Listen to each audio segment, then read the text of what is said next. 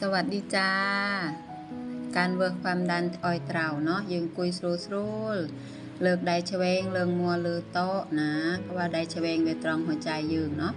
แล้วก็ดะพาโจเตายืงบ้ารืดพาชนับกล้วยมัวม่วมออยกรึงเวทการออยได้มาตรฐานนะจ๊ะนี่นะจ๊ะแล้วก็เอา2 นิ้วสอดโจเตามือเวซอเตาบานม่วมใดนิ้วยืงเนาะแล้วก็ค่อยกดปุ่มเริ่มทำงาน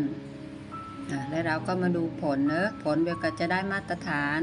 แล้วก็นำผลที่ได้แล้วก็ประเมินคนไข้ต่อเตาจ้าที่มือคาความดันยึงมือปีดคานี้คาขังเลินติดเจียงมีรวมพอยคาขังกรมติดเจียง80ยกตัวอย่างเช่นมวยรวยประใบตะนับ70 กรัมเบอร์คานี้ถือว่าปกติดูแลคุณเองต่อเต่าแต่เบอร์ขังลือเจริญเจียงมีรวยพอยได้มีรวย30ประมูลขังกรมเจริญเจียง80ได้80ประมูลถือทาควรเปลี่ยนพฤติกรรมลดไตรลดแปมและออกกำลังกายแต่เบอร์ขังลือเจริญเจียงมีรวย40เลิงเตาขังกรมเจริญเจียง90เลิงเตาเบอร์คานี้ควรตะดอลแพทย์เพื่อไอกีตรวจซ้ำและรู้รายละเอียดต่อเตา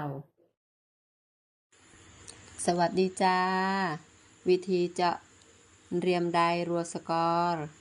ขั้นตอนแรกยังต้องเลี้ยงไดออยเจเรียเพื่อฆ่าเชื้อโรคจุดออยสงูดมุนยืงต่อเจาะ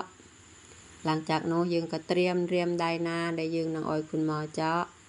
คุณหมอก็นั่งเช็ดแอลกอฮอล์ออยสะอาดออยสงูดเตรียมจุลวิรปลายจุลเจง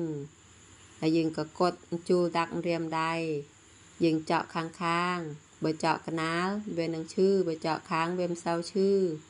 หลังจากโน้ยิงก็เช็คเทียมดักอุปกรณ์ในยิงเตรียมตุกอ่านคาเป็นการรู้วิธีเจาะเรียมไดรัวสก